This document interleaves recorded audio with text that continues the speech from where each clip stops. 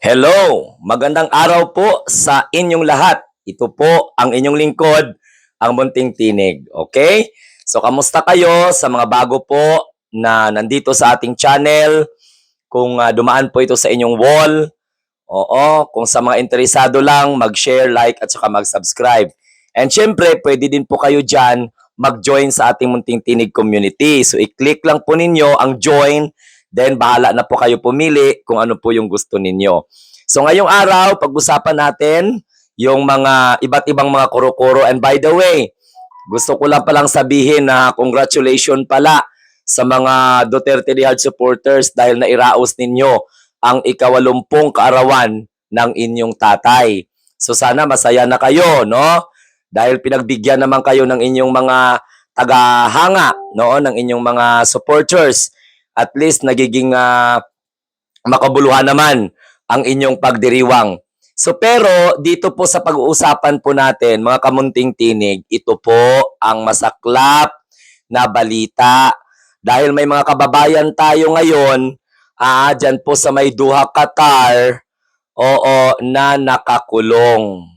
At ang ating embahada dyan sa Qatar ay ipinapaalam, no? Ipinapaalam sa atin para magiging aware tayo na meron pong mga mangingilang-ngilang mga Pilipino national na kung saan ay inaresto at nakakulong kahapon, March 28, 2025 dahil pinagsuspetsahan sila na gumawa ng political demonstration sa Qatar na hindi po otorisado.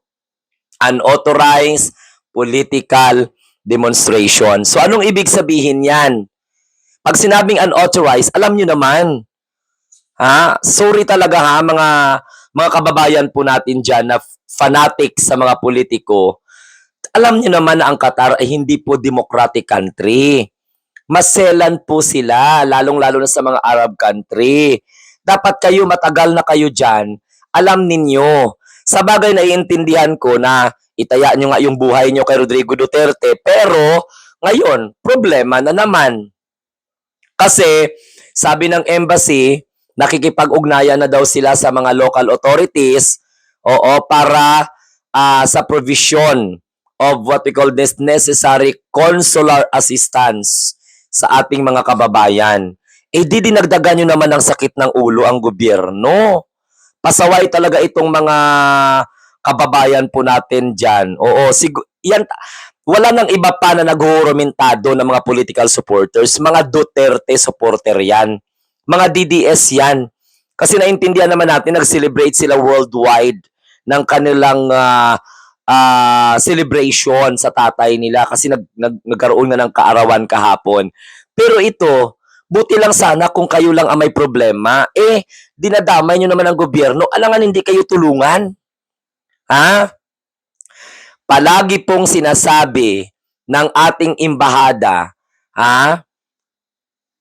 March 13 pa lang inabisuhan na kayo.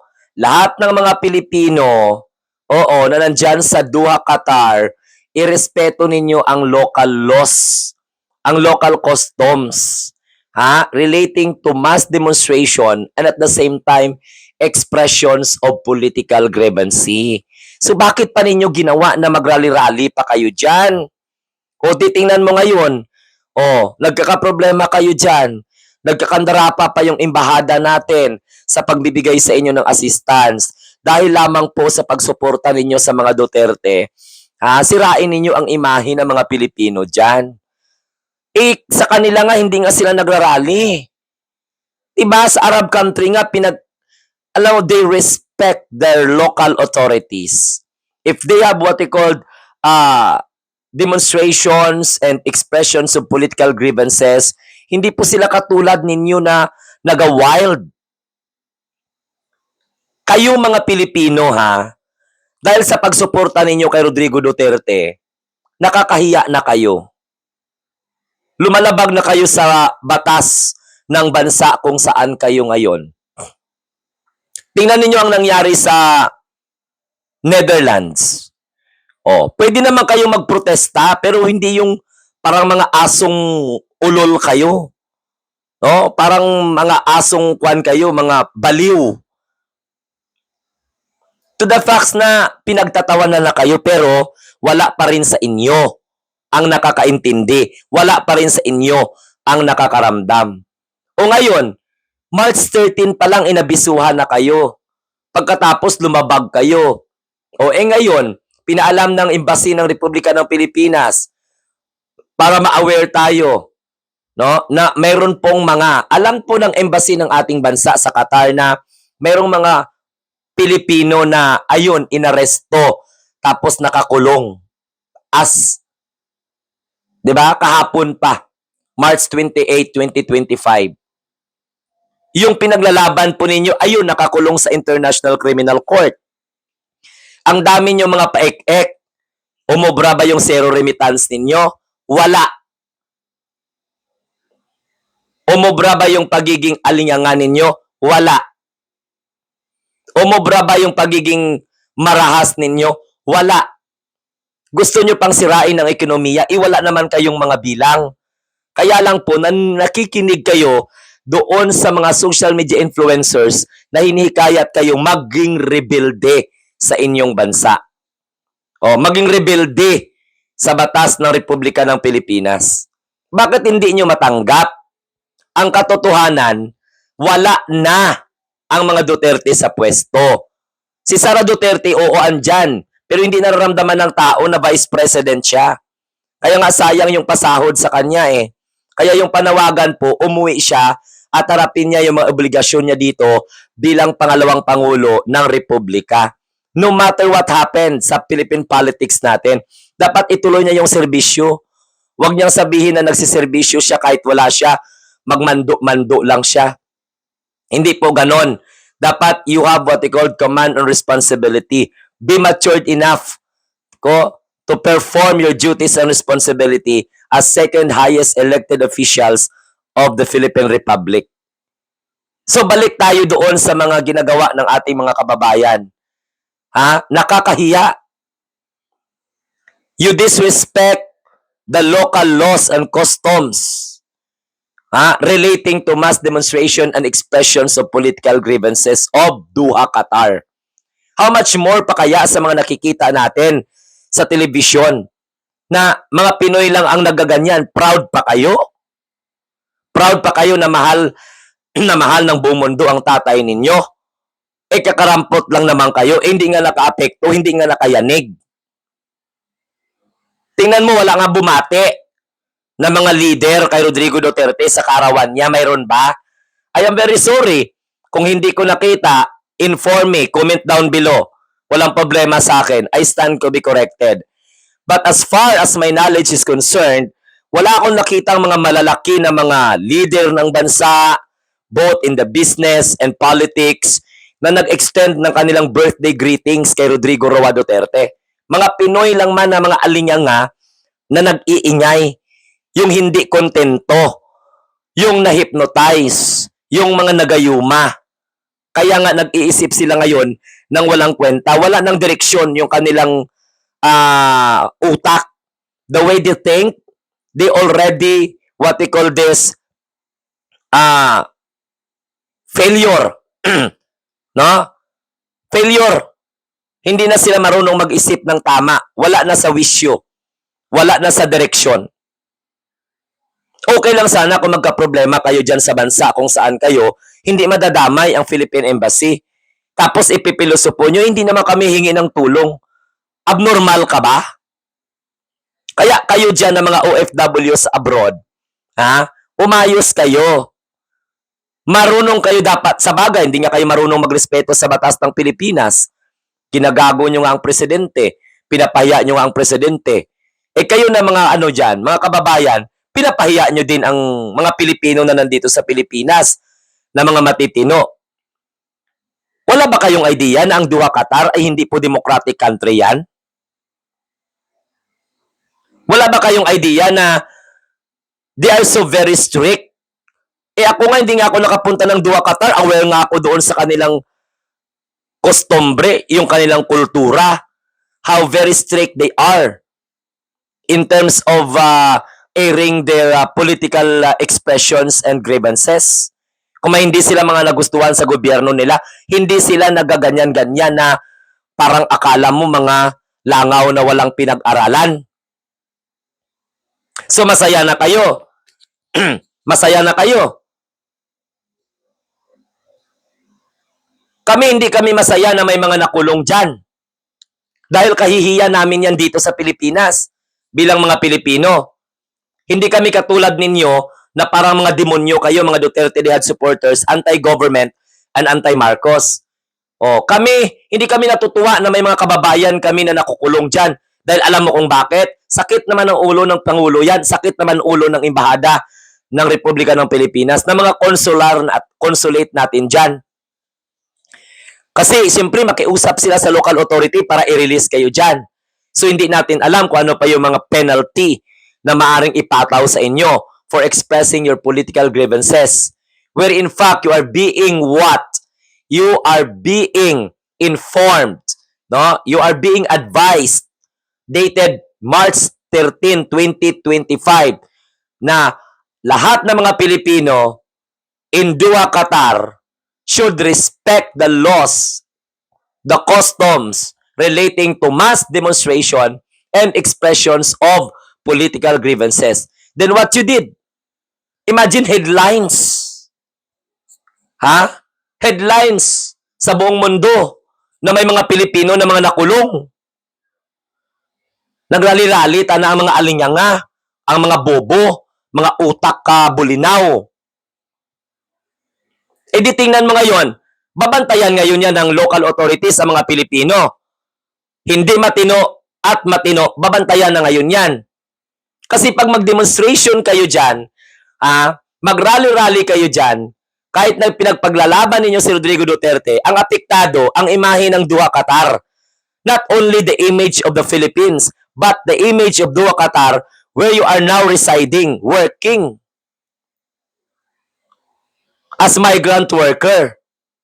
So, ang gobyerno na kinikriticize ninyo, magpapadala ng tulong para kayo po ay tanggalin dyan sa pagkakakulong ninyo. Gago ba kayo na hindi nyo naiintindihan yan? Nagdadala kayo ng problema, nagdadala kayo ng kahihiyan. Be responsible of your action. Kapag gumawa kayo ng hindi maganda sa bansa, kung saan kayo ngayon nagtatrabaho, saan kayo ngayon naglalagi, dahil contributor kayo para sa ikakaayos ng ekonomiya, kahit anti-government pa kayo, mag-rally kayo sa ibang bansa, kung mapahama kayo doon, and you are being affected by their local laws, and you will be punished, imprisonment or whatsoever, magkikiusap naman ng gobyerno ng Pilipinas through Philippine Embassy in Qatar na palayain kayo at bigyan kayo ng consideration. See kung anong klaseng perwisyo. Okay lang. Kahit isa nga ang gobyerno na ito pinapauwi. Tingnan mo si Mary Jane Veloso. Sinakapan ng Marcos administration. Ilang dekada pinabalik. Kayo ngayon, klarong-klaro, binabastos niyo ang presidente, binabastos ninyo ang gobyerno, binabastos ninyo ang lahing Pilipino dyan sa mga lupaing banyaga. Saan napunta yung mga kukote ninyo? How come that you didn't able to understand that? What happened to you? You are being hypnotized? I know that you are already being manipulated and you let the Dutertes manipulate you. But not to the extent na ipahiya ninyo ang bansa. Gagawa-gawa kayo ng katangahan, ng kagaguhan, kabubuhan dyan, apektado ang gobyerno natin. Why? Because whether you are pro-government or anti-government, here or outside the country, you are part of what? Filipino community. So this administration will not allow you to be harmed. Kaya kahit mali kayo dyan, makikiusap ang Philippine Embassy sa Qatar na hindi kayo dyan bitayin, hindi kayo dyan parusahan. Hindi nyo ba na-realize yon? OFW abroad, not only in Qatar, be responsible of your action. We understand your political principle, but it doesn't mean we will not gonna lecture you about your misdeed. Okay? To be honest, coming from the space of honesty, I really respect your political principles. It so happened that we have different political point of view, but it doesn't mean that we will ignore you as a Filipino.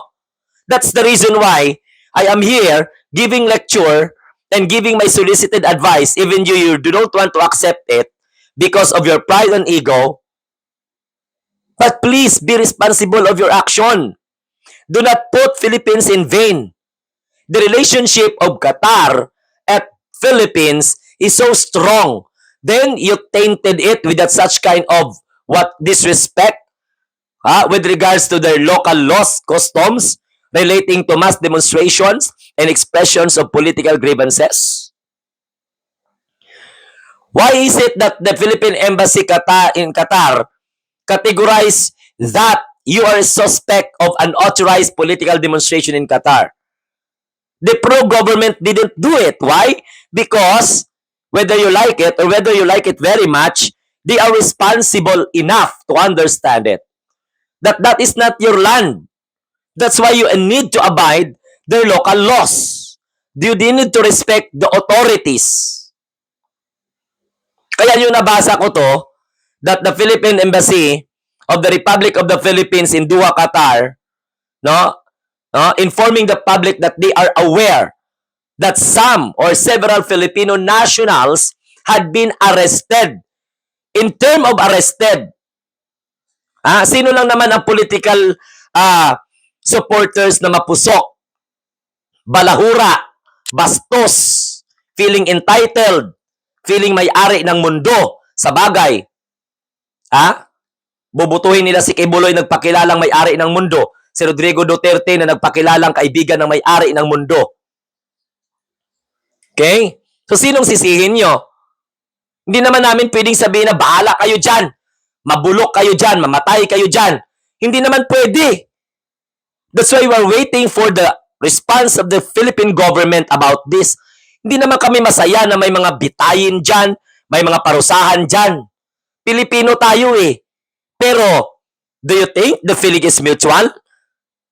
Hindi. Matino lang na Pilipino nag-iisip ng ganon. Samantalang kayo, wala. How care, no? Philippine government sa inyo, wala pa ring silbi. Dahil galit kayo sa Pangulo, galit kayo sa gobyerno. Naintindihan po ninyo? So next time, be responsible. I really admire the Philippine Embassy in Doha, Qatar. Despite of that, they are now already in touch with local authorities, of course, for the provision of necessary consular assistance to our kababayan na nabulag sa pagiging maka-Duterte. Mantakin mo kung di ba naman mga abno, magsisiro remittance sila, they gonna change their family to one person who commit crimes against humanity? Being accused is a mass murderer, kaya nilang ipagpalit ang kanilang pagka-Pilipino, ang pagiging mabuting ama o ina ng kanilang mga anak at saka pamilya, ipalit nila dyan sa kay Rodrigo Duterte na halos hindi niya nga alam kung paano niya tulungan sarili niya doon sa loob ng kulungan ng International Criminal Court. My advice for the Duterte Diehard supporters, okay, not only in the Philippines, but in other part of the world, be responsible of your actions. Namimiyasa kayo eh. Kasi alam nyo, tutulungan kayo ng gobyerno, hindi kayo pababayaan. Parang gumagawa kayo ng mga loopholes ba? Parang sinasadya nyo magpakagago at magpakatanga para mapansin kayo dyan. Okay lang sana kung mapansin kayo dyan because of your skills, because of your diligence, because of your being good and kind. Nationals, hindi eh. You are being well known now as a violator of the local laws of Qatar. Shame on you. Kaya po, mga kamunting tinig, wag natin tong tularan tong mga abnormal na ito sa ating mga kababayan. Matagal na kayo eh. Dahil sa punto na to, ang Philippine Embassy natin sa Qatar nagpalabas po ng advisory na pinapayuhan ng pasuguan or ng Authority of Republic of the Philippines. Embassy ba? Pinapayuhan ng Embahada ng Republika ng Pilipinas sa Doha, Qatar ang ating mga kababayang na tumalima sa mga panuntunan, tumalima sa mga alituntunin, sa mga nakatakdang patakarang batas ng Qatar, patungkol po sa pagdaraos ng mga pagpupulong, asembleya, o anumang kilos, protesta na may temang politikal. Sa bagay nga mga Duterte nga, they already break the rules sa Hong Kong before Rodrigo Duterte got arrested of Interpol sa bisa ng arrest warrant ng International Criminal Court. Binayolate din nila doon. Bawal yung political speeches. Anong ginawa nila? Namulitika sila. Hindi yung Thanksgiving. Pamumulitika yun. Pambabalahura sa gobyerno. Nakakahiya. Sana maliwanagan kayo. Okay? Kasi kahit na pro-government kami, still, we care you. Kahit Pilipino kayo Kaya lang visit kayo. Minamasama yung imahe ng mga Pilipino. Kamusta yung mga matitinong Pilipino dyan ngayon? They are now being surveillance. They are now being observed. Imbes na maayos, kilala ang Pilipino ngayon sa pagiging balahura sa pamamagitan ng pagsuporta sa mga Duterte. O ngayon, nakakulong kayo, arestado kayo. O, sinong tutulong sa inyo? Si Sara? Sinong tutulong sa inyo? Si Rodrigo Roa Duterte? Abay, naturalmente, tutulong sa inyo embahada or pasuguan ng Republika ng Pilipinas sa Qatar. Dahil hindi kayo matiis ng gobyerno. Pero kayo, matiis nyo, tiisin ng gobyerno. Mga buwisit kayo kauna, mga bobo. Okay, so maraming salamat. Hanggang dyan lang. Pasensya kayo. Tumaas na naman yung aking boses. Oo, sa mga bago po sa ating channel, maraming salamat. Once again, don't forget to share, like, at saka subscribe. At huwag kayo mag-skip ng ads. Pero kung masyado mahaba na yung ads, pwede nyo nang skip. Kasi, para naman sa ganon, magkaroon ng kita itong channel na ito. And pwede din kayo mag-join sa ating community. Click nyo lang yung join. So once again, ito ang inyong munting tinig. Maraming salamat. Adios, bye-bye, and mabuhay ang bagong Pilipinas.